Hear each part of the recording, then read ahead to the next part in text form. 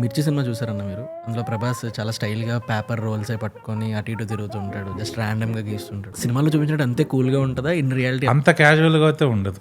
చాలా మంది అంటుంటారు మామూలు హీరోలకి, ఏముంది మీరు పెన్తో గీతలు గీసి డబ్బులు వస్తాయని, అంత మీకేం ఖర్చు ఉంటుంది, పేపరు పెన్నే కదా, ఖర్చు వదిలేయండి. ఎవరైనా ఒక ఫ్యాషన్ డిజైనర్ అవ్వచ్చు, చూడు పొలిటీషియన్ కూడా అవ్వచ్చు, తన సొంత తెలివితేటలతో పైకి వస్తాడు. సో ఏదైనా మనం మన మైండ్తోనే కదా మనం చేయాల్సింది. మేము స్ట్రెస్ అంటాం, అరే మీకెందుకు స్ట్రెస్ అంటారు.